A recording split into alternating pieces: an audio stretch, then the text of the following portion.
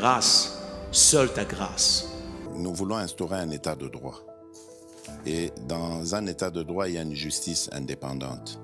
Ce n'est pas à l'individu Félix Tshisekedi de commencer à faire justice.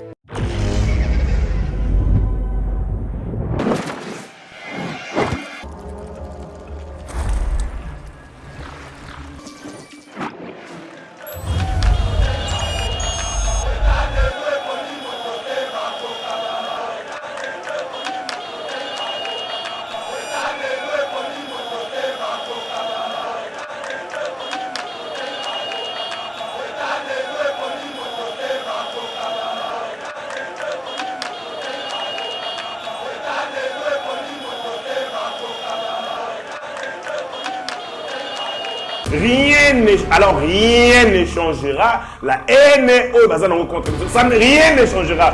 Bissona Rwanda Torozala Kaboé, libella, tilifobo. Donc eux penseront que Bisso Tozali scandaleusement et injustement béni et qu'ils manquent de tout et nous avons tout. Et dans cette commission de défense et sécurité Assemblée nationale, je mets quiconque a défi, au la commande un rapport mon côté écrit. Oh, il va dénoncer que les Rwandais nous ont infiltrés. Et qu'est-ce que vous allez dire? Et qui finançait? Oh, tu veux les Rwandais. Et Bamwanga Chuchu. Surtout, ça est erreur. Il y a une élection. Na parti dans le territoire na biso na ba élection wana te. Élection est ça manango. Facha on a président. Donc quoi y a un piège ya balkanisation comment? Parti oyo ekei na ba élection na biso te. Ils vont se dire ceci président va voter wana biso to yebiete parce que nous n'avons pas participé à ces élections.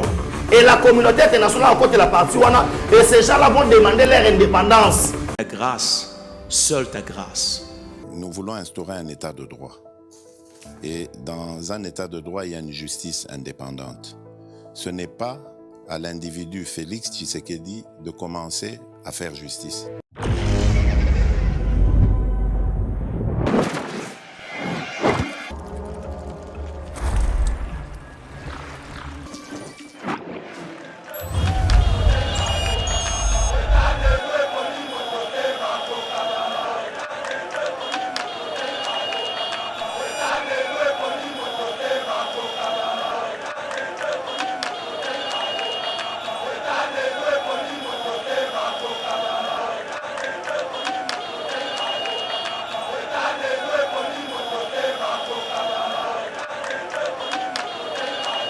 Mbote Balandi ya Eba TV, merci beaucoup pour la fidélité na bino na émission V patriotique.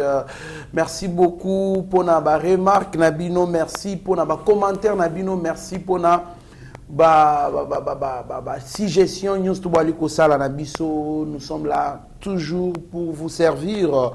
Guerre en République démocratique du Congo, le Parlement angolais en plénière ce vendredi sur les déploiements d'un contingent militaire au Nord Kivu. Franck Diongo, s'il n'y a pas élection le 20 décembre 2023, il n'y aura pas non plus le glissement.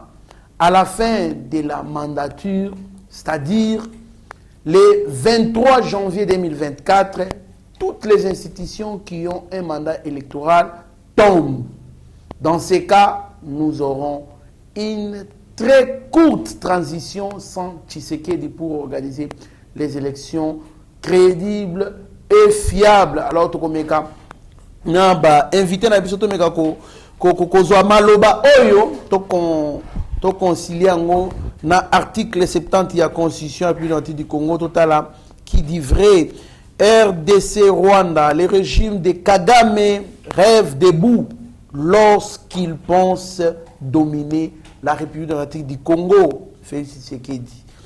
RDC, une importante délégation congolaise au Kenya pour préparer les sommets sur la pacification de l'Est. Alors, Nabanos nyonso na auto salabino nde tokomeka kolobela nabaninga lelo on a invité tozali bongo na mwana mboka héritier Ngashi mwana mboka mbote ndeko Trésor Kandolo mbote na ndeko na ngai tozali na ina kati ya plateau mbote na ba congolais plus de 145 000 abonnés mbote na ensemble équipe ya Yeba TV bandeko nyonso tokosala bongo mosala oyo ya makasi mosala ya malonga. Je vois le DG Shadrack Luolo ndeko Pasteur Gili le Messi ya équipe ozui Messi Mitterrandaya Mastanangai ozui Steve Konde le petit génie ozui H Nani Rabi Mokoko Chiswaka derrière la belle vitrée ozui Mike Nani Shaki Ochudi bandeko nyonso Abigail surtout Abigail aux mois de la femme et donc na pesiye bongo encouragement et puis hommage na mosala ya makasi o tokosala na kati équipe o Yeba TV mais na éviter ce que vous permettre ngai tant mosusu na deuxième tour ya maloba nazala likambo moko ko tungisanga mokie ko tungisanga pena makasi na lingaki na dénoncer yango po ba congolais ba yeba yango. OK, sala moi synthèse na yango. Synthèse ezali était maman Kapinga Kabeya. Kabeya Kapinga Rose Brigitte azali maman mwasi ya mobali na zalaki magistrat akufa. Maman atika la veuve na bana maman ya mokolo soko moni maman penda ya mokolo makasi. Eloko esali pasi Maman Rose Kapinga Kabeya azali bongo propriétaire ya lopango asomba depuis 1981. Donc le 15 septembre 1981. Lopango wana ezalaka ya liboso ya monsieur Vetokele Domingos. Ateka lopango wana na 1966 pa monsieur Mboa Kasongo. Mboa Kasongo ayeko tekela yango pinda na 1900 je crois 70. Et en 81, maman Azui. Ça fait 41 ans, de 42 ans, Azan le Pangouana, na avenue Obabengi Kato, quartier Singamo Pepe, na commune ya Lingwala. Koka moi, na 2010, ma aventuré mon bayaka pour exproprier maman le Pango. Donc, bayi baye, le Pango na ye. Miso Makasi, qui est devant le tribunal. Il y a paix, il y a Gombe. Sans document. Donc, bon, réalité. Il y a des gens, les gens ne sont pas présentés. Ni qualité, ni titre. Batanga Kombo, il y a garçon, Faraël, Faraël. Et maman, Abouta Bango, a gagné un procès. 2018, il aurait fait sous surface, il va tirer sous baï, batala le pango naé. Le corps mon azave, patika la yemo comme bala koufi, bien, zololo torozo, mais là le pango ndeye wana. 2018, mais qui sous même initiative, mais ça n'a pas marché. Mais na 2022 au Tozali. En 2022, Soufati, na régime il y a état de droit. Exactement le 27 août 2022. Bah militaire bah yé lourdement armé jusqu'à la Moelle épinière. Baïnanda Kouana, na carton numéro 277. Tant baye, maman Zalakawanate a voyagé qui. Ça dit bayoki que maman a voyagé. 3 semaines après, ba militaire baye, lourdement armé.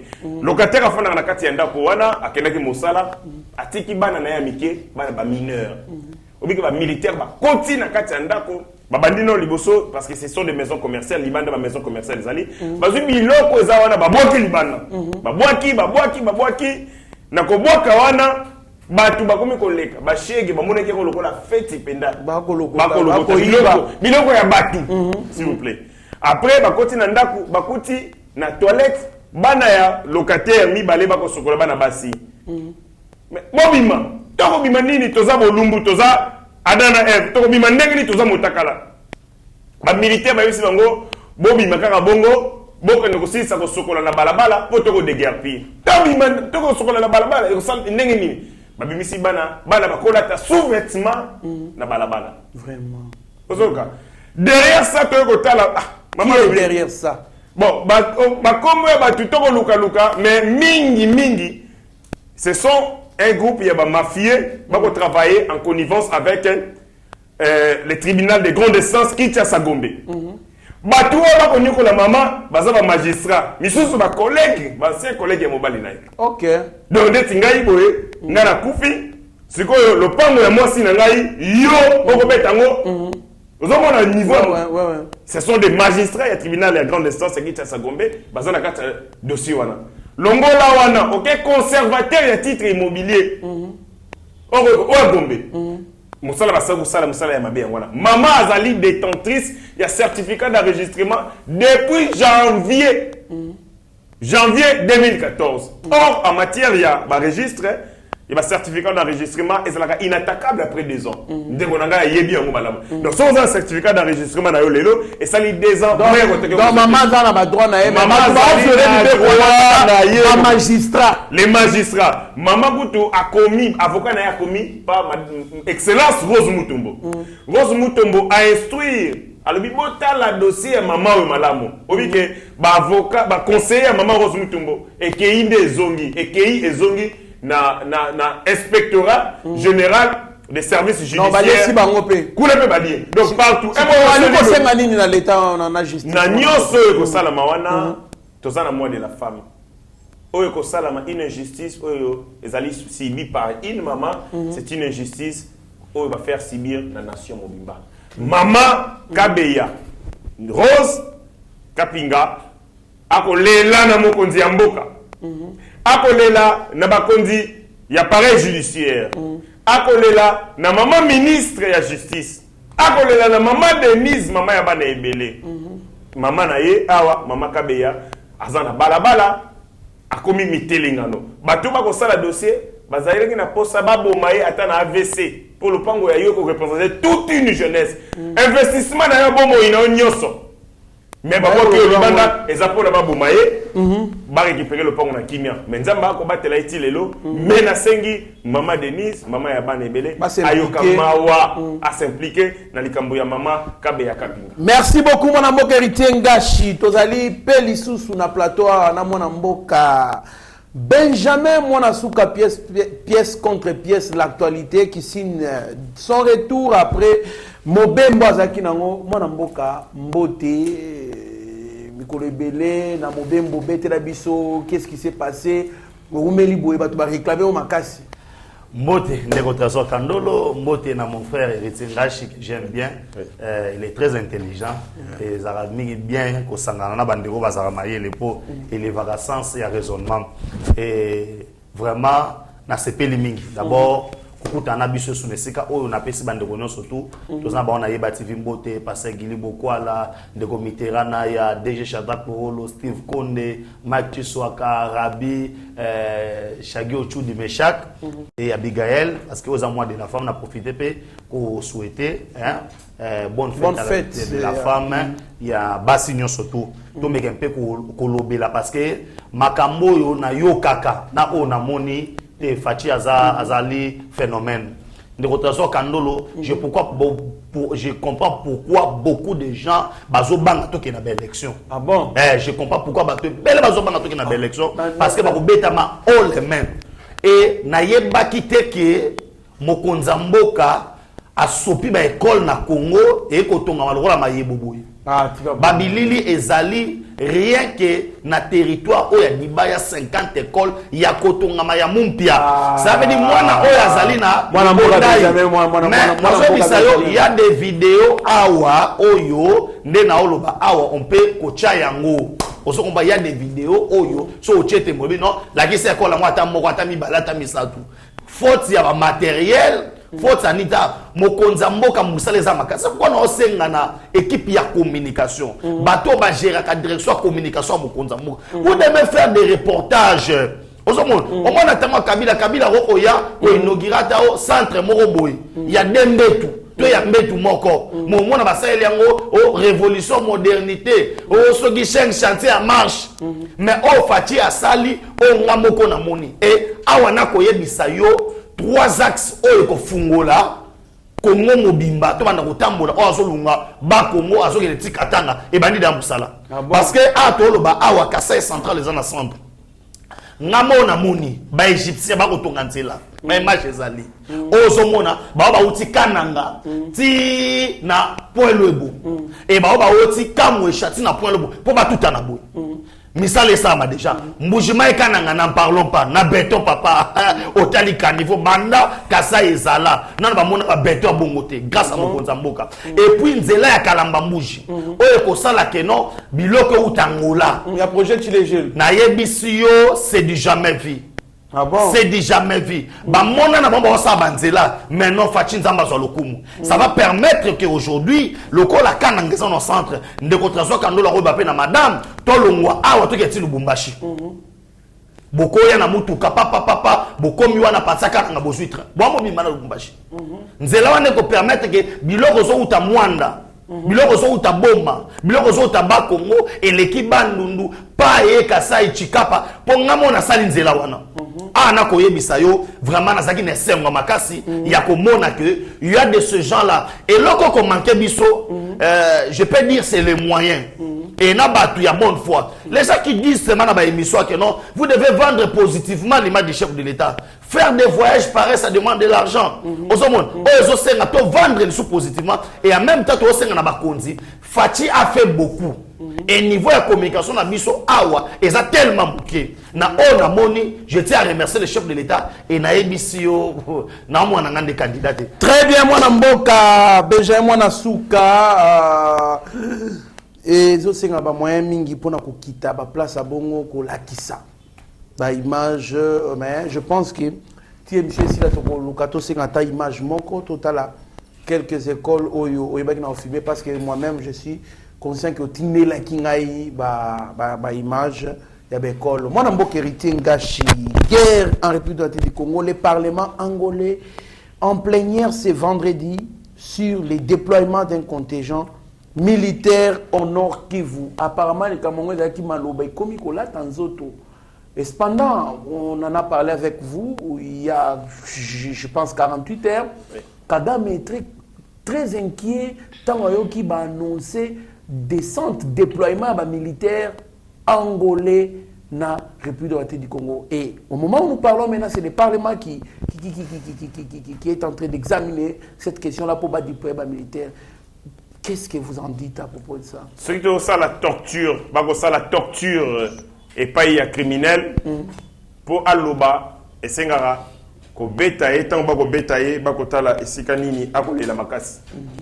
C'est-à-dire, tous ceux qui ont bêta moto, par exemple, ils ont électrocuté, ils ont courant, au gangi. Place où et que soit makasi, ceux qui vont comprendre faiblesse c'est là où on va s'appuyer, appuyer encore et encore. Pour Bimisa Basek. Bimisa Makambo. Et quand vous avez par exemple, vous avez une blessure dans le dos. Jacques Boer a la vérité. Vous avez une potin dans le dos. Mais, bako beto oko résister. Tant que l'on libère l'amba, se rendre compte que vous avez la potin. Bah beto c'est comme sauter. Kana pota wana. Pas sûr à pota, parce que déjà bako torturer. Tant bako torturer, la peau nous protège contre les coups, contre le froid, contre la chaleur, à un certain degré. Mais ce que ce qu'on a pota, c'est-à-dire qu'il n'y a aucune protection. Et ça te pousserait à réagir. Tu as appelé à Paul Kagame. Tu as appelé à Paul Kagame. Tu as bétaillé. Tu as bétaillé dans l'Iboumou à réagir bien. On se rend compte qu'il n'a pas trop mal. Ce que tu as bétaillé dans l'Ongi. Et tu as gagné. Bon, bétaillé sous. Et c'est comme ça que nous pouvons anéantir ces minables d'assassins. Paul Kagame n'a jamais, il s'est jamais opposé à la troupe et à EAC. Jamais. Alors, par contre, à l'Obaraka, et c'est là qui est militaire, il a déployé les militaires. Il a dit, il va aventurer. Il y a eu un aventurer.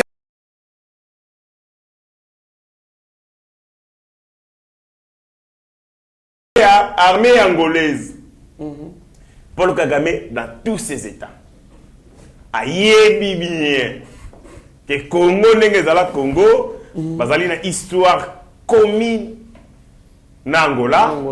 Angola, coup d'état au Salami na Congo, c'était avec la complicité de l'Angola, et le coup d'état au Salami na Angola, c'était avec la complicité avec le Congo. Il y avait Sanvimpi, Mosé Laurent Désiré Kabila, Mobutu, Eduardo Santos. Parmi les quatre, deux sont partis, deux sont restés. Trahison et Salamara.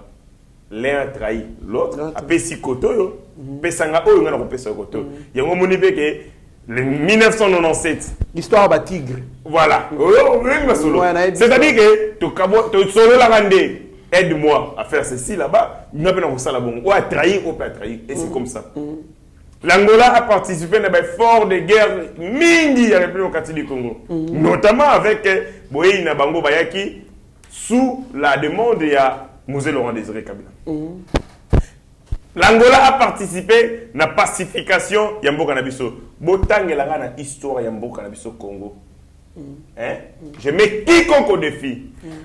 Na année ni la période ni Oyo, armée à EAC, non pas EAC, armée rwandaise et Yanakata Congo, paix et restaurer sécurité. Aucune fois. Jamais. Jamais dans l'histoire. D'ailleurs, Boye Nabango Bayaka Liboso na Koukou, ou Bayaka Katimini, vers les années 2008, si ma mémoire est bonne, il y a un dessin qui est caméré, ma bengana dans l'Assemblée nationale. Pour aller à clair, le lengue militaire wana Bayaka, na nenga Koukou, basa la mixage, basa la opération mixte. Mais na mboka na biso Congo.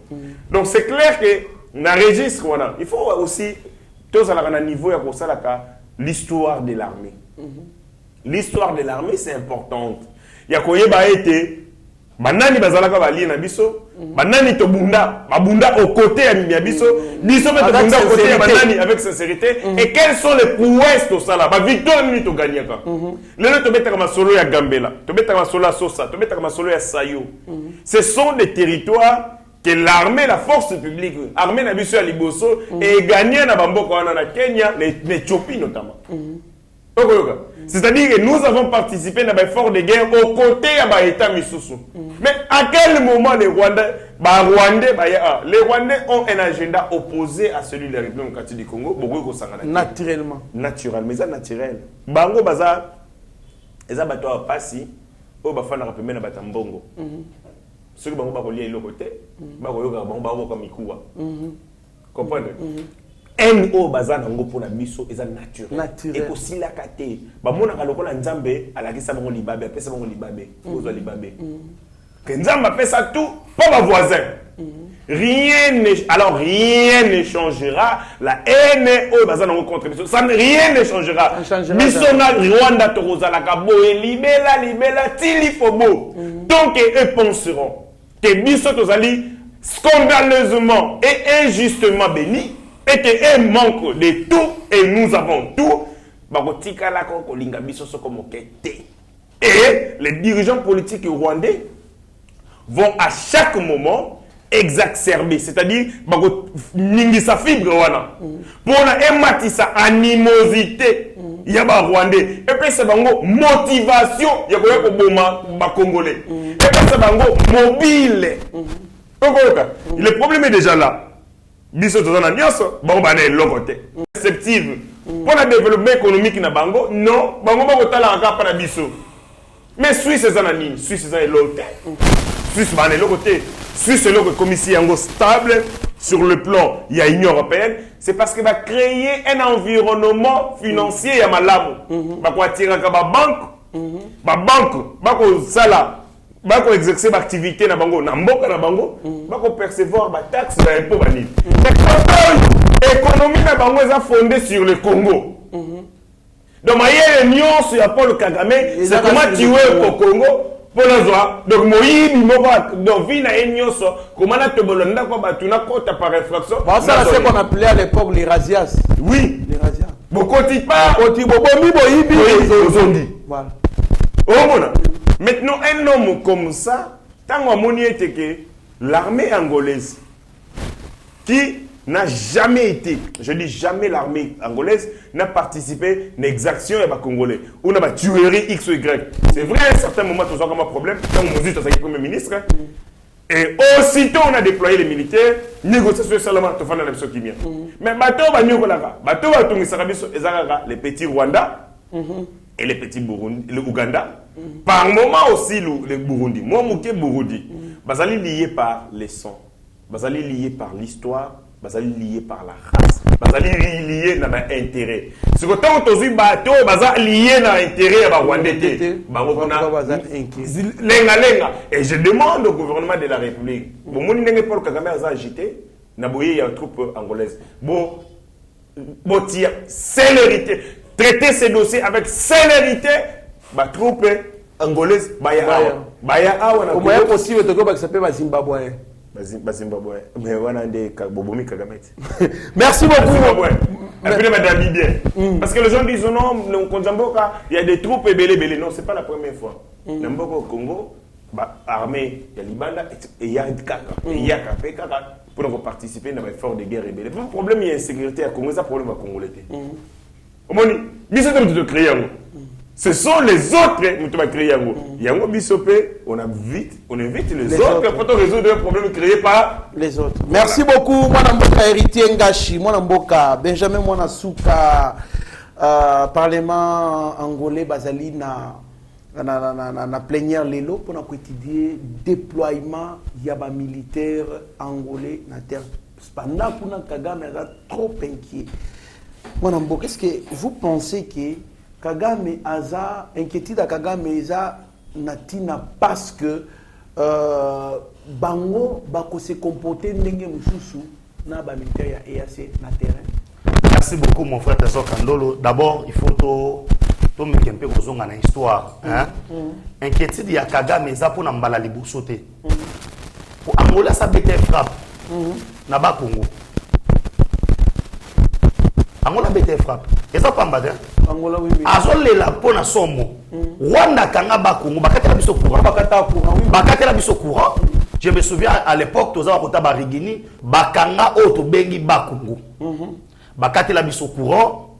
Je me souviens encore à l'époque to komaki ko c'est nzembo bimara tozangi mai solo, tozangi bilei solo.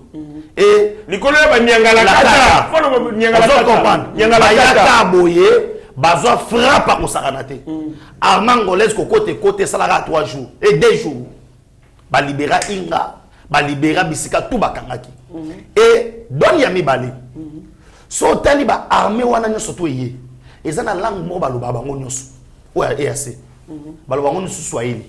Et Swahili bora. Et na kati wana la plupart ba pays au baye au monde qui bazwa nilotique. Et maintenant Angola tango azoya langue aloba ezana en portugais. Et ba soda angolais bazana facilité ya koloba na oya biso lingala ya makasi ya bayanke o ba mususu na ba oyoka te. Ça devient déjà un problème. Parce que ba oya baza sur terrain, c'est pas moi. La population est en train de témoigner que bazo beta cop na ba M23, bazo beta cop, baza wana ba et comme le rôle là botini ba massa quoi. Ozo ba kende, oyebi tango tozaka na classe. Oza camarade no moboye a doubler classe. Skoyo yo comme na 6e ya tika na 5e. Sko moni no réunion mo esa ma école. Batini bino bogi oseve ba na 5e. Oka soma sana na moni wa.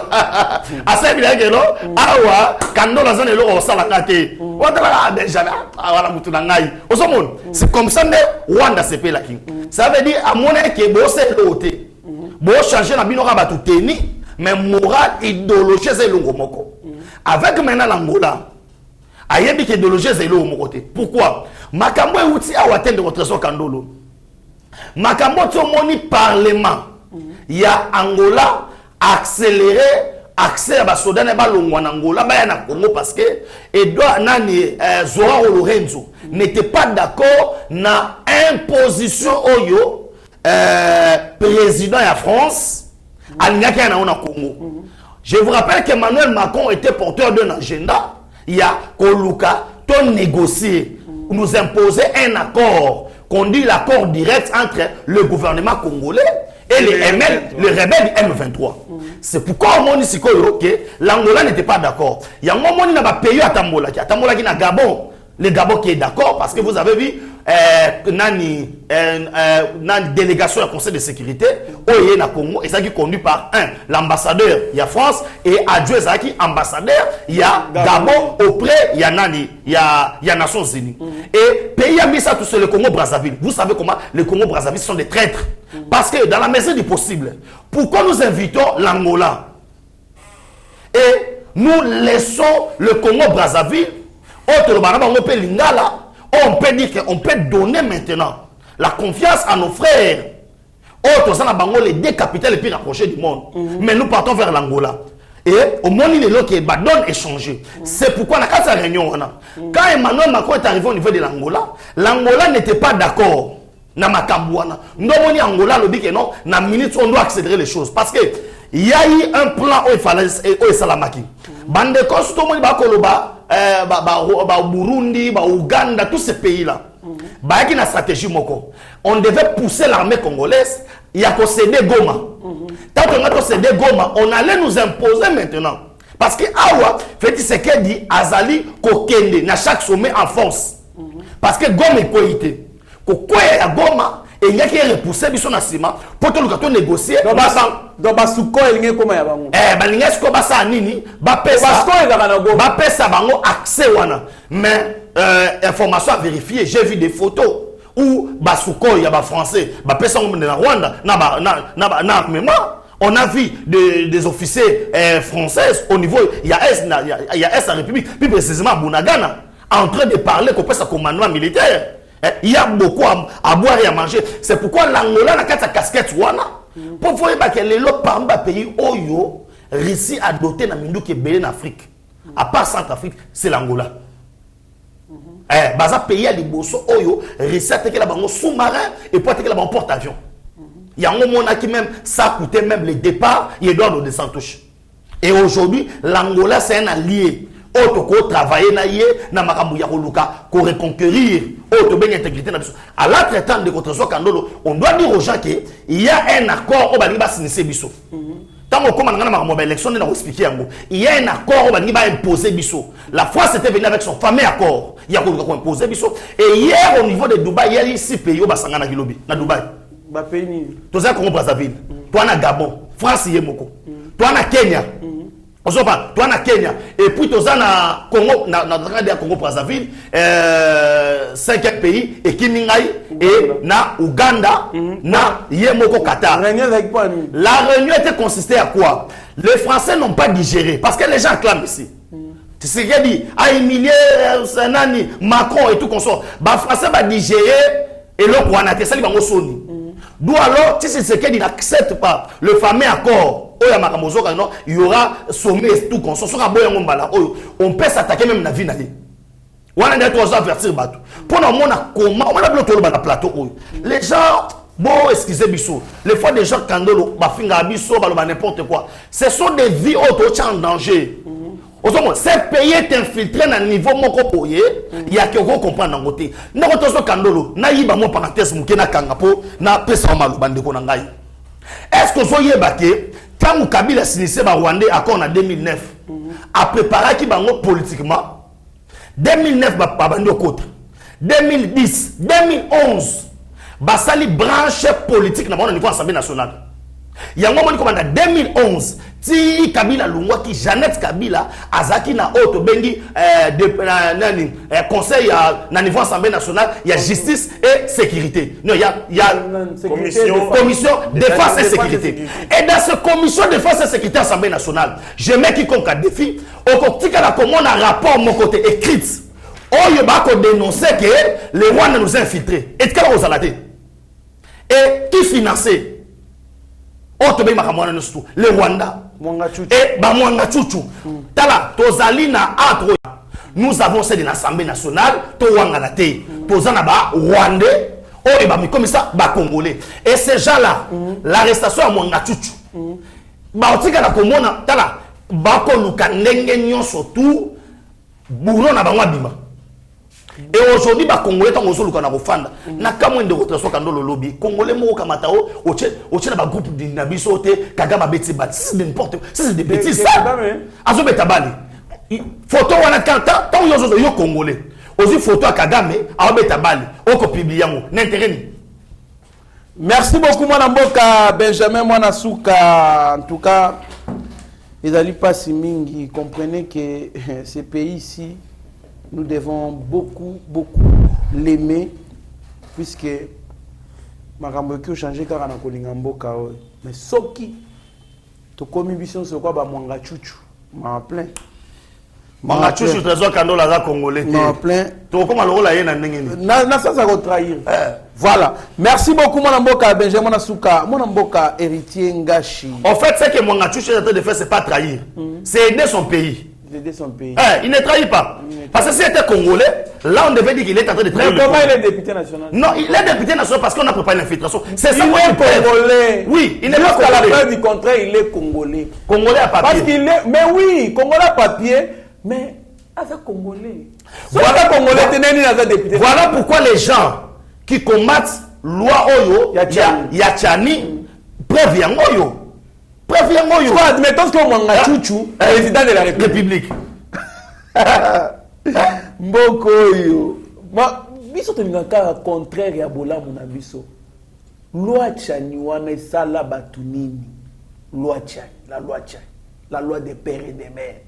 Bamboka nyonso tu ezalaka. Kaka chez biso nezate. Parce que tozala mutu kola Mwanga Chouchou.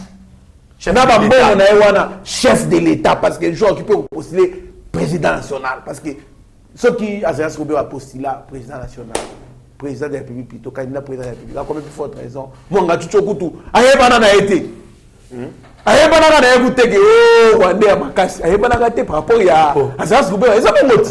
Ayebana te Rwanda makasi. Ayebana na été mon frère. Mwanga Chouchou ayebana na été Rwanda makasi. Par rapport à Azarias Roubé. Non, c'est pas Rwanda makasi. Oui. En termes et notoriété. Mwanga Chouchou, c'est un stratège. Voilà. Ce n'est pas un nom connu dans l'opinion, mais c'est un homme connu dans les officines. Voilà. Il agissait en sourdine. Yango Monité, Mwanga Chouchou est en contact avec Kabound, par exemple, à la création de l'Union sacrée, à Pessimbo, $500,000. C'est-à-dire qu'il était dans il était dans un laboratoire secret, un laboratoire interne. Et lui, c'est comme ça. Sans autant là, dans le groupe, vous voyez quelqu'un de très effacé. Celui qu'on respecte, mais il est très effacé. C'est lui le chef. Non, il est très dangereux. C'est lui le chef. Ce n'est pas Mouto Azomila qui ça, tout ça. Voilà la garde du corps. Et quand il y a un lobby, oui. Soit tu es Mwanga Chouchou. Toche na nani Ruberwa. Muto yeba ni gaza Rwanda makasi. Mwanga Chouchou, son nom est cité pour certaines personnes avec Komunega na procès. Voilà, na procès au kaka. Merci beaucoup Mboka. Quand le président de la République dit le régime de Kagame rêve debout lorsqu'il pense dominer la République du Congo, qu'est-ce que ça donne selon vous? C'est tout simplement un message, il y a détermination, il y a grandeur. Le Rwanda a toujours été emporté par ses appétits expansionnistes. Il faut attendre Mbokanaye, ils ont tellement moqué, quelques kilomètres, c'est 20 000 kilomètres carrés.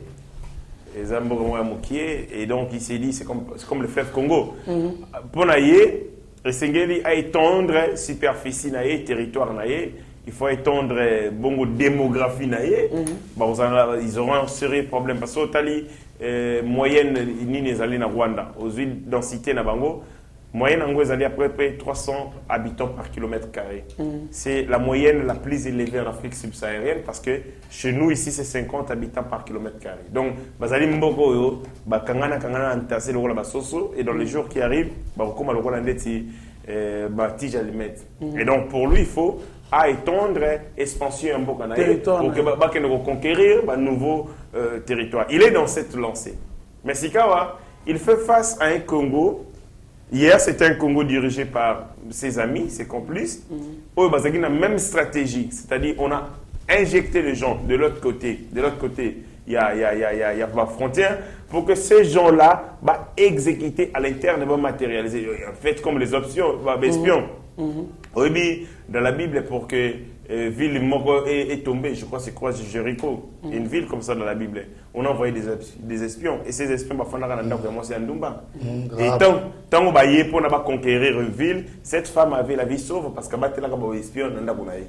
Et c'est comme ça qu'on avait pris des Kabila, on a largué ici. Et tant qu'on a largué Kabila, ils ont été accueillis par des prostituées. Les prostituées, ils allaient à la politique. Dans l'espoir que Mokolo, Rwandais, occupé Mboka Oyo, ça l'a récompensé. Ils étaient déjà récompensés parce qu'on leur donnait des miettes, de quoi pour assurer survie na bango, pour assurer cartel ou criminel, mais aussi récompense. Il y a ces alagis assuré. Mouzé Laurent Désiré Kabila a travaillé pour les Rwandais, il a été amené à la tête de ce pays. Non, c'est comme ça. Et quand Paul Kagame rêve qu'il défier ces grands Congo, il croit qu'en face de lui, il a un Kabila. Il croit qu'en face de lui, c'est des Mongantutu. Il ne sait pas que si il y a une nouvelle dynamique. Et avec la conscience de plus en plus commis une amitié Congolais, je n'ai jamais vu les Congolais aussi être impliqués, aussi déterminés dans Makambo Italie et à sa intégrité. Toute guerre commence par la tête. Toute guerre commence par l'esprit avant qu'elle ne soit matériel. Et comme cette guerre, au niveau métaphysique, et continue à Congolais, au niveau métaphysique, au niveau de la conscience, de plus en plus des Congolais très engagés, très motivés, très déterminés à en découdre avec Kagame. Soyez rassurés que cette guerre sera longue et interminable. On risque d'avoir un problème ici, ce que Kagame a reçu la aventure, Palestine et Israël. Oh, il aussi l'a raté. Le président de la République, Félix Tshisekedi, dit mandat Nayami Balé, après aussi mandat Nayami Balé, après mandat Nayaki. Mais on ne sait pas après. Koya. Ça Koya pena bentation ni ne Koya. Le président de la République Azali démocrate. A collé la moule de démocratie. Ayebi barbarité. Mais j'ai peur qu'un jour Mokia par exemple. Mokia. Héritier Ngash. Bon, on a comme un président de la République. Mais c'est clair, je vais faire de la folie. De la folie, c'est vrai, mais avant Bobomanga,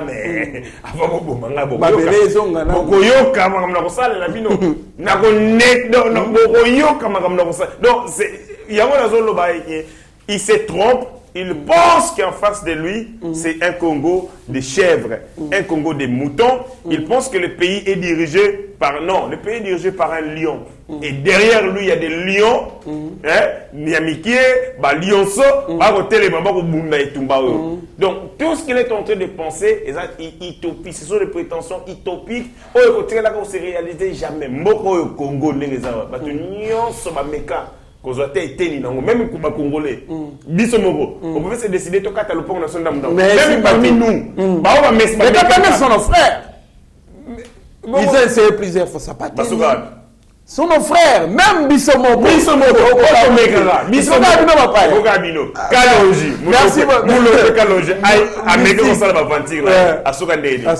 Moïse Tchombe, Rosi Kisangani à l'époque avec Atan Gizenga et Lumumba.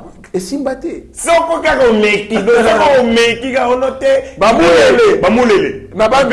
Donc si tu oses seulement dans ta tête, dans ta folie, on en a son damba centimètre à Congo, 2 jours peut signer arrêt de mort. Merci beaucoup mon mboka héritier Ngashi, mon mboka Benjamin mon Suka, mon mboka yebi na ko déclarer clair et net à l'obi. Le régime de Kagame rêve debout lorsqu'il pense dominer la RDC. Mon frère, discours il y a 23 ans ou 22 ans si je ne m'abuse pas. 22 ans, ils ont maréchal, l'autre maréchal. Laurent Désiré Kabila, puis à Laurent Désiré Kabila. Voilà, tant qu'on peut venir à Baningana. Ça date de très longtemps. Toyoka, un président de la République du Congo, Azolobana Rwanda, clairement, parce que Kabila, la clarté dans les Cameroun et Rwanda, il y a un moment où Zaklealobi, Zala, clair. Parce que Atikala cause la clarté. Moi, je suis content de Mukwantombolo, Fachi Beton, Alobi Yango. Bon, et au cas où je parce que moi, je suis encore. Ok. Moi, je suis encore. Jamais, moi, je suis trésor Kandolo, ça veut dire Kandolo. À cause de la Kandolo, il y a un dabouté. Ça Kandolo, 100%. Baolongola, te baobakisate. Moi, je suis été ce que je suis azati seke de mulumba yemoko oya miboti et ego kamusate parce que Congo comme un club d'amis club ya ba master ndeko trésor kandolo tant to ko kamwa likambo ya mwanga chuchu to ko kamwa ngolelo Mwanga chuchu. Pona nini to ko kamwa ngolelo to beta no lisolo awo il y a eu un député na biso ke alongwa ke na Rwanda oh la sala boloko na Rwanda Pona nyongo. Comme étant citoyen, je répète bien, comme étant citoyen rwandais. Mais député en plein mandat, en pleine législature. En République démocratique du Congo. Assis c'est pas boloko kuna. Azoneli qui député naye. Azala une année. Mon frère. Boloko. Na lobi boy. Azoneli qui député naye, cela veut dire quoi? Quelle lâcheté. Congo et voilà Kabila Joseph Joseph Kabila. Biloko on rappelle la rabat ko fay na plateau. Il faut que ça rabatte. Au son faut que ça rabatte. Yango ndena sengi ndeko nanga toko tano nzela tentengo parce qu'il faut te rappeler la bato mamusu. Na mo bato ba ko ganga ba ko loba, faut te rappeler la bato. Et aujourd'hui, Congo comme Guinée, mon frère l'a bien dit ici, c'est un club d'amis. Hein? Congo ezaki na président moko, c'est Kagame. Il y avait un administrateur Du territoire. Du territoire qui était Joseph Kabila. Qui n'a jamais été clair. On s'en rend pas question de clarté, cela veut dire que on n'a pas pu tenir côté les Mabouye. Quand vous signez des accords administratifs avec un pays, on doit administrer, c'est une dose administrateur. Et c'est pourquoi Babengi Kabila, recteur de l'université de Kara, non, Nakobenga recteur de l'université ignorant. Il y a une université à silence, où il y a retiré les Congolais. Ndeko Trésor Kandolo, l'homme blanc, Zana Bisso clair, Mundele, Zana Bisso clair, communauté internationale, Zana Bisso clair. Il y a eu plus de 20 millions de morts au Congo. Il y a eu des tueries, il y a génocide na Rwanda. Il y a eu un tribunal de paix, il y a Basala Yarusha, qu'on a jugé tous les crimes au Rwanda. Mais au Congo, ça fait plus de 20 ans. Il y a un rapport Mamping, on va mettre en Okara.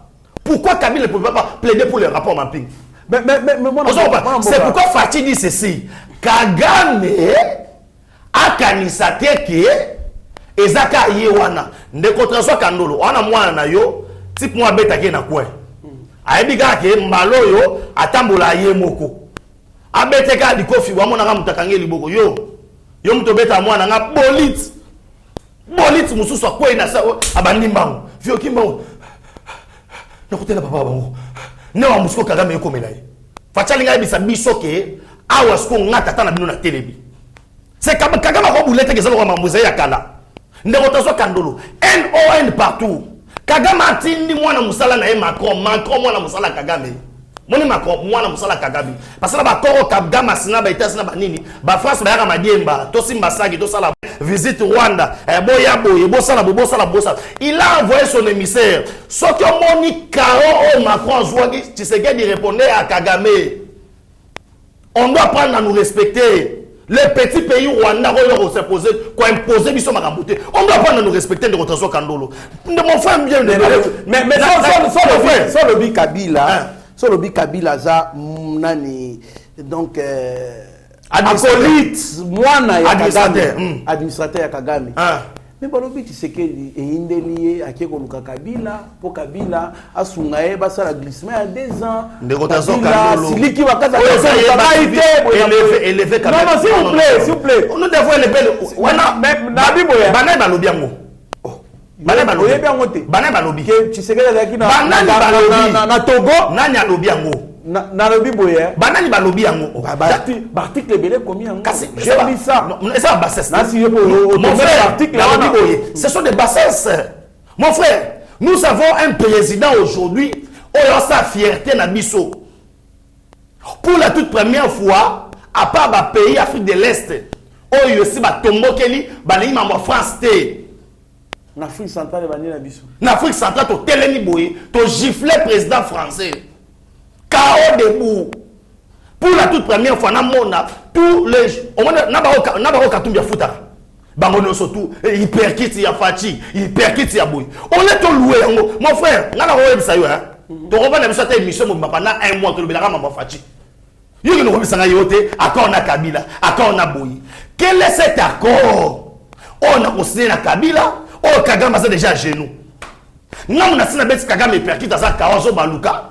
arbitre azo compter 1 2 allez ngasko yo nazo na Kabila ko na bitumba oyo Kabila place na bitumba eza wapi Kabila place eza na boloko parce que bisika tu yazo tu ya cha ba ferme na ye na bité soki eza par hasard Kingakati bakangaki ba infiltré ya ba Rwandais oyo za osala tu ya Kingakati na ba confie oyo ki ba teke na ba yaka na Kashamata kuna bakanga ba infiltré ba katakata ba utaka kuna awa sikoyo ferme na ye kanami na ya Mwanga Chuchu eza su coïncidence tika boy ferme na ye kanami na ya Mwanga Chuchu mama papa na ngai ozola information ngote eza coïncidence tu eza nini moi ya kama eza ni moi sina zoloba mobali ne façon na pouvoir lokola David oyo azobeta Goliath poison na pouvoir David c'est qui Goliath c'est qui et si dit qu'il faut beta poison na pouvoir Kobeta n'est pas des élections.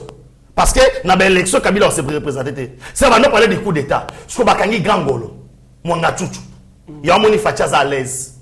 Kagame est mal à l'aise au wapi. Pour Mwanga Chuchu, c'est voisin à Kagame, Bakanga Maboui. Na Rwanda. Na Congo, Bakanga Maboui. Na Kabila. Ok. Mwanga Chuchu. Na Uganda. Mwanga Chuchu, n'importe qui.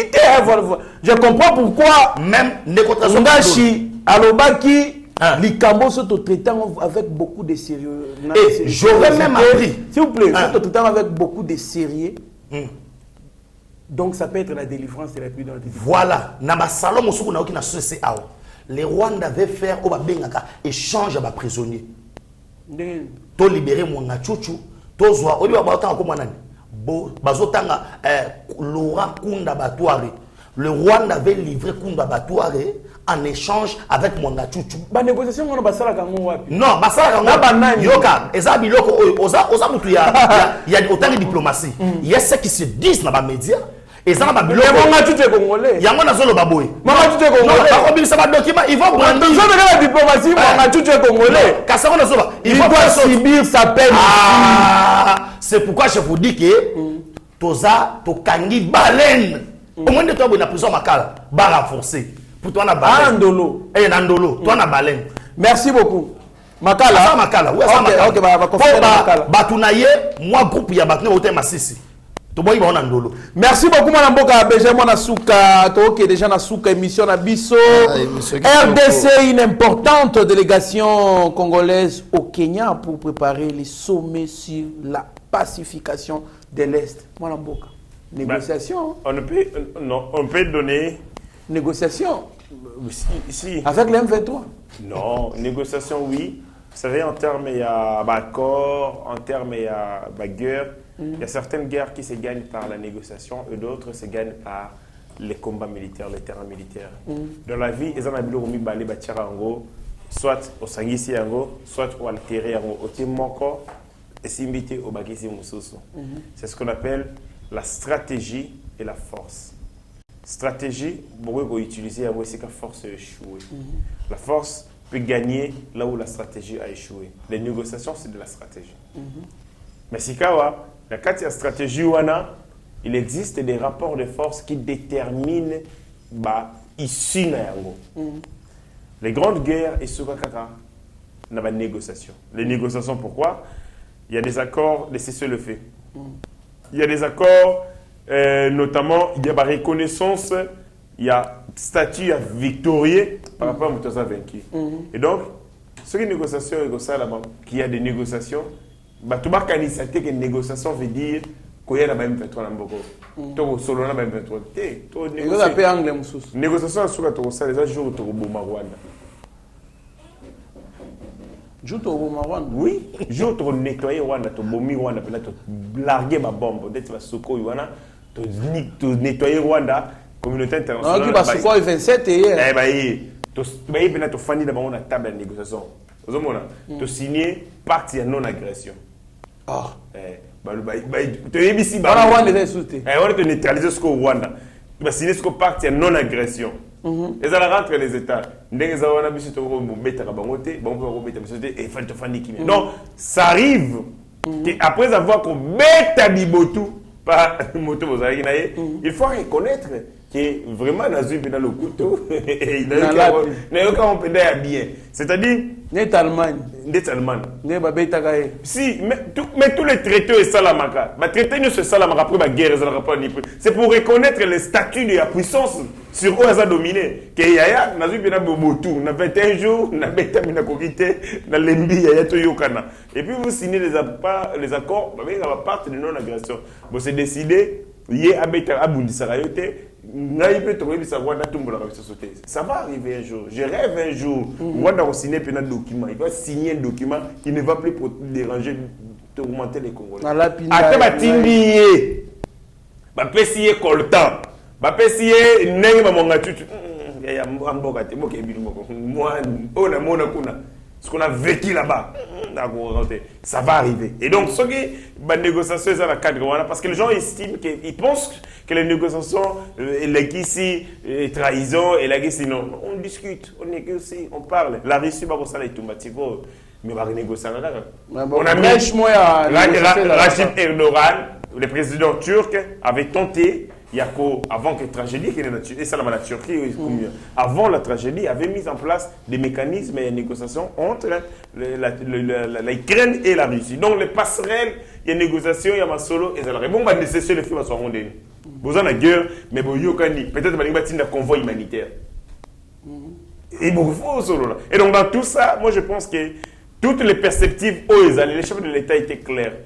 Tous les moyens, toutes les voies à saisir pour restaurer l'intégrité. Azali, il est disponible. Mais ma voix, est compromettante, c'était pour l'avenir du Congo. Et donc, dans tout ça, négociation, il y a oui, et les gens vont parler, mais après, bon, nous, on continue à réorganiser notre armée, à la doter des capacités offensives. Il y a Makassi, on peut s'aller solo, on peut s'aller moyen, pour qu'on ait une armée effectivement à la taille et à la dimension de ces pays grands continents. Un pays de 2 millions d'habitants ne mérite pas une armée, il y a 200 hommes, 200 000 hommes. Quand vous faites la moyenne, c'est combien par kilomètre carré? C'est difficile. Armée la mission photo comme on a 1 million. 1 million de militaires. 1 million. Parce que 10% de la population de la mission, c'est 8 millions. Armée la mission photo, c'est attaque.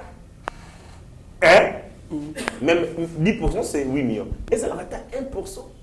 La population. Papa, tu as 80 millions, papa. Non, là je parle de la statistique. Comment va 100 millions, papa? 120 millions. Mais si vous avez la statistique, vous avez une armée à 200 000 hommes. Vous en avez 2 millions de kilomètres carrés. Ça, là, calcul, vous allez vous rendre compte que tout ça, dans la zone où vous n'avez jamais protégé. On a sous-effectif. Merci beaucoup, mon amboka héritier Ngashi, mon amboka Benjamin Nasuka. Est-ce qu'on assure qu'on ne pousse pas les chefs de l'État par force aux négociations? Sommet. Moi j'ai fait les relations internationales. Quand on parle des sommets, on voit les chefs d'État. Donc, attendons-nous à voir les chefs de l'État à Kenya. Bien qu'il y ait une délégation en Ababine, une importante délégation congolaise au Kenya pour préparer les sommets sur la pacification de l'Est. Qui dit sommet dit une rencontre de chefs d'État. Moi, j'ai une réaction à eux. Merci beaucoup, mon frère Trésor Kandolo. C'est normal. Démarche à Macron est invité. Lelo Oyo, to matato kita. Mon konzambo ça le bagi. Ah, biso to ça l'absence té. Oh, to ça l'absence place mon boy. Eh, oh, il va biso. Biso na ba mbamba. Donc, on a ba rencontre tout. Nyoso to okende. Même na musele kete. Même na fourmi. Mais rencontre, il y a Dubaï au lobby. Non. Rencontre à Dubaï, et ça, bango na bango ba kosala. Ba comploter contre Bisso. Mais Bisso, bisika to ba bito loba. Parce que, au moins, il m'a ramoto okende. Il suffit qu'à Kabosa mouere rabokie. Bokende te. Ba on soit raison. O ba kenda kite. O ba saki boy. O ba saki bote. Toko pesa accès au Kabila bande au salate. Kabila banosa assembla ya kotinda délégation té. Mais au moins na makambo ba kuna ya on est na Congo. Et nous on est très intelligents avec mon Konzamboka alors qu'il négocie. Problème est anime. Hein? Moi je pense que il y a un banc la soufati ko tueza na ngoté. Angola ati Angola alobi ke lo moko na on négocier té. ba retirer ba na ba kende aye awa na président France ba kanga ba boula ko président France soki to ko banga SOP nini ayi biseke lo moko ko le président France a profité bino na ki obeta tana na ko matana bandal na sa publicité à Castel boy na boy ozo mon aile ma musute ma geno makamwana ko quitter stress wana bino na ki data bandal ko sa publicité à Castel ozo comprendre ça veut dire le lo oyo mon frère partout on va parler de la République démocratique du Congo to ko kende.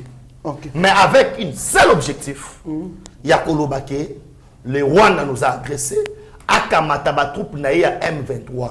Ba pays o kangami na EPC belé. Akangami na Uganda. Aluka mo soki parti na eza muke. Aluka ba be na Uganda. Mwana mboka po toto chité moko Frank Diongo alobiso be élection samité na 2023 oyo.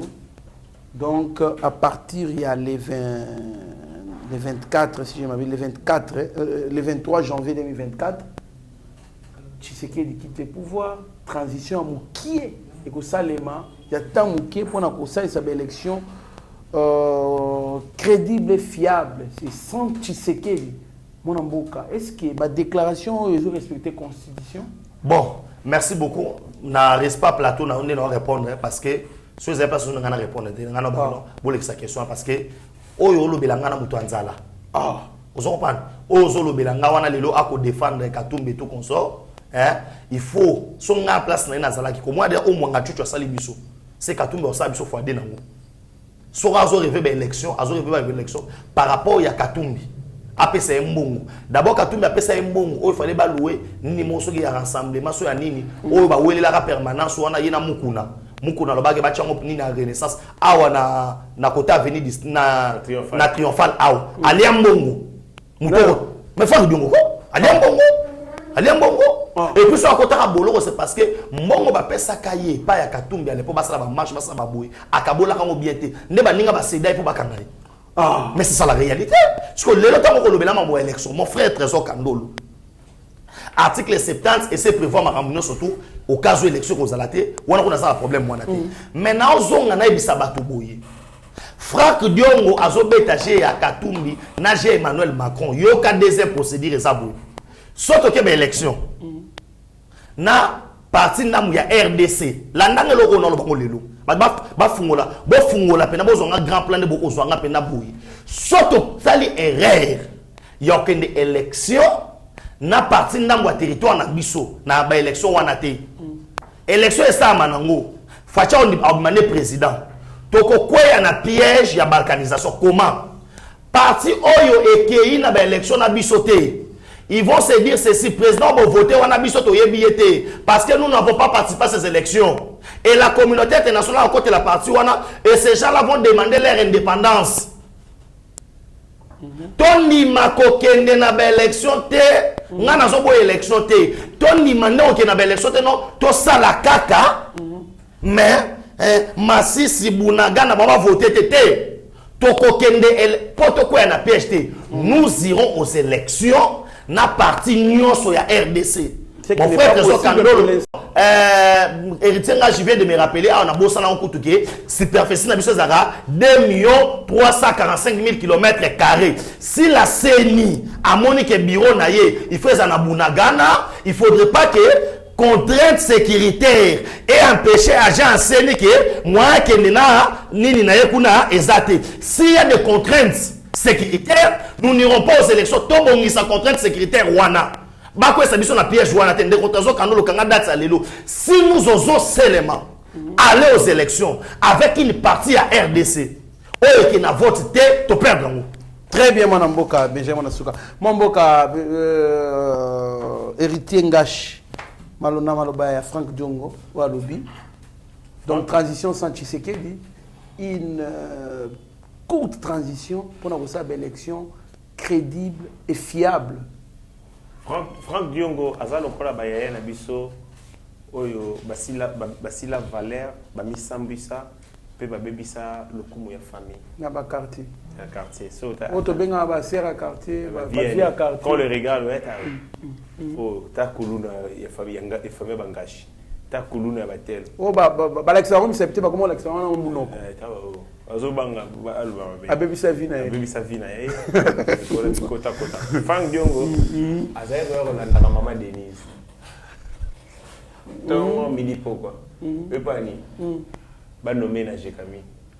Ah bon, il aura kende opposition pour ba nommer ka pour nommer na Jekami. Ah maman naza ingénieur donc so botinga na Jekami wana musando sala ngwana c'est ngati mutano mara mais bon na yoka ke yo pe muto sa po ba no making ngani aibi bisa c'est ngati mais ba yebisa ke yo muto sa la po ba no making ngani ngati c'est mon mari et puis ça la ngoye mon côté ils ont un cadre ya poids politique tout ça ils ont va passer le belé ngaza moi sinae donc de la kando wana Diongo kende na opposition donc des arrêts bazuka téléphone siko babengi Diongo bito sur Jekami Bau. Obuli comme ça yo sali. Obuli comme ça sali. Ah, il sali. Rétrogradation moko. Donc terrible. La remontada. Remontada. Bon, et là on a séparé Diongo. Diongo azalaka na solité. Je connais le vieux est sans pudeur. Il est d'une niveau de légèreté incroyable. Frank Diongo a lié Moïse Katumbi Mbongo pour l'élection. La mettre les solo. Moi, je partais à la prison dans la cellule na bango. Dans le côté na cellule na pavillon na bango. Chambre et les bossos, ils ont chambre handicapée. Chambre en face na Epicard à l'époque, ils ont la prison. Chambre na Mdi Moyambo en face na Diongo. J'entre là-bas, je parle avec le colonel, il dit, te discuter. Après na yoka ba yesinga bi Diongo na Mouyambo ba ko finga na ba bêtise bana tongo. Là. Mouyambo ko finga Diongo pona nini parce que Diongo allié mbongo abatu ya ba élection, c'est-à-dire Moïse Katumbi natinda la mbongo wana quelques millions de dollars pona aligner ba candidat na Nyoso. C'est lui qui était l'interfédéral, il y a regroupement ensemble à la Kinshasa. Voilà. Diongo a dû là adamé. Azui mondambo apesi. Là, on est d'accord pour ni bon a déposé candidature, bon a campagne électorale, il va la révéler. À celui-là, après moi quelques-uns, va déposer ma candidature. Ce qu'on a montré que situation judiciaire n'a évolué. Azaka na boloko, a se décidé par un communiqué. Que parti politique. Il y a un parti politique mais il a processus électoral. Deni comme engela longwa. Ouais. Ce que Moïse Katumbi a yoki yango na TV. Comme tout le monde, n'a pas si on bon pour la campagne na yo pour postuler. Au long de la processus électoral, on a appelé le Mbogo, ça va être Moïse Katumbi a fait une crise. Ah bon? Si, parce que Moïse Katumbi a dit que ça a été belé. Pas contrôler davantage. Et quand on s'est retiré du processus électoral, et ça là, Moïse va bien. Et c'est comme ça que Mandé Koyokanate et Diongo a pris la porte à Kenan Nzelanae. Mais ce que place, c'est que Diongo a zanga bomutu. Après avoir chié sur quelqu'un. Na liboko ili savayo OK quelques minutes après tant comme il va associer à Mbongo ozongi lisusu azongi nini Mbongo libosa da meso Moïse mama na frappe a frappé Moïse Katumbi jour ya boye ya Moïse a on a Kinshasa na cadre ya union sacrée début union sacrée. Est-ce que vous savez que Moïse Katumbi il était prévu que ba ya baye na aéroport Angeli ba accompagner na ba foule Mbongo mobilisation di mama Diongo mutazaka na blague Asali nini, asali affiche moko na triomphale place wana. Affiche moko qui peut coûter sur la taliba affiche en po donc dans la publicité. $70 non. Ya munene to ya. Ya munene ça. Ya munene 500. Bon, on wana iko za 2300 parce que sur le nini wana ezaki pena Gaïa 2300 mais azwa pas moins de $100,000. OK. Azwa la Moïse. La dernière minute c'est Moïse non moi to ya mboezate. Moni na ndenge bato bazoloba loba pona yo dazo banga to sala fiasco to ba bambo mabanga azwa mbongo ya bato Moïse Katumbi acha. Bon, comme Moïse Katumbi lui-même aussi a une intelligence ventilée et tout ça, à se rendre compte c'était que il a seulement réussi à attirer vers lui des criminels et des mafieux. Bon, ngana na ndara maloba ya Koko Nyangi alobaka ba Congolais bokende pas Moïse bolia mbongo wana ti ekosila Bon. bolia mbongo wana ti ekosila Bon, tout dépend. mbongo wana eza ya biso ayibi. Ouais, tout dépend. Tout dépend. Il y a niveau nini au tchaka curseur, il y a conscience na yo. Ndetinga chez Moïse Katumbi, ata lia mbongo ya ba Congolais. Et ça na moyen mususu to lia Moïse Katumbi mbongo wana. Oui. Ah ouais. To créer les procès judiciaires. Moko mibale misato. To lia mbongo. Au pays à vrai. Il y a bien. Il y a bien à vrai. Moïse Katumbi spolier. Yé musani ko spolier ba mapango ba. Ce que to fongole les gars dossier moko ya spoliation. Ata ya kabaseni. Moko kaka. Ya père wana kabaseni. Tolei. Wa mini. Soki bozana posa bokende na ye na ndenge nini basala magui na ba montage financier na Jekamine. Bokolia ye Moïse Katumbi mbongo ya zui na moyibi babo récupérer yango par la vérité à travers la justice. Donc on a la posa okende na parti on a avec un homme cerveau est limité pour na ba donc commissariat. Très bien mwana mboka héritier Ngashi.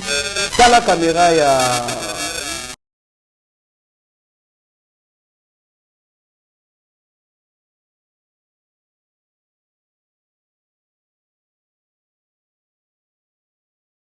régime ya Kabila par rapport il y a rapport sur les contrats chinois 6 communes. Bakolinga ba non seulement ba anéantir rapport voilà mais aussi ba mener opinion à dérive pour badina Gilles Lingeti. To yoka ki masoto wana to ko senga batu ya média ne laissez pas les espaces à ces criminels o ba ko no ba miette na Dubaï pour que bah s'organiser de telle enseigne bah déstabiliser les gendarmes économiques et pour traquer tous les délinquants et les terroristes économiques. Donc je pense que message yokami bande ko nyonso soki boyoki muta ko finga Gilles Lingeti mikolo kolanda na TV yeba ke azalaki na milolo esalami na Dubaï. Merci beaucoup mwana mboka héritier Ngashi surtout pour répondre à l'invitation na biso. Mwana mboka Benjamin mwana suka tala bongo caméra ya Rabi Mokoko na Mike Chiswaka et bongo pesa malobano ya suka. Merci beaucoup Ndeko Trésor Kandolo, merci na balanyo Soyeba TV.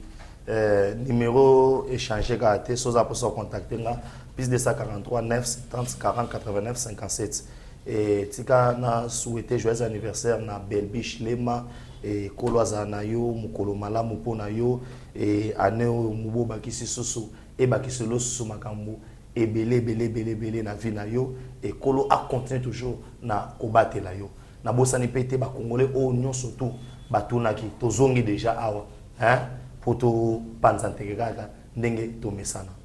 Merci beaucoup mwana mboka Benjamin mwana suka, merci na batunyo stu balanda kibiso, merci à mon vieux Branly Bolondo.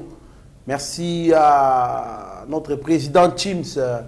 Merci à président Chikito Mouchachino, Sami Mavakala Matuba, Namoni Zefilomele, Didier Bae Mbombo, Namoni Franklin Semi, Namoni Denis Mpunga, na Likasi. Donc, vous allez brancher, vous allez décider. Ndako ezozika, mais yozo landampuku. Ndako ezozika, yozo landampuku. Ekoyebana. Vous allez clair. Mieux vaut être maître de son silence que plutôt esclave de ses propres mots. Merci beaucoup. Ta grâce, seule ta grâce. Nous voulons instaurer un état de droit. Et dans un état de droit, il y a une justice indépendante. Ce n'est pas à l'individu Félix Tshisekedi de commencer à faire justice.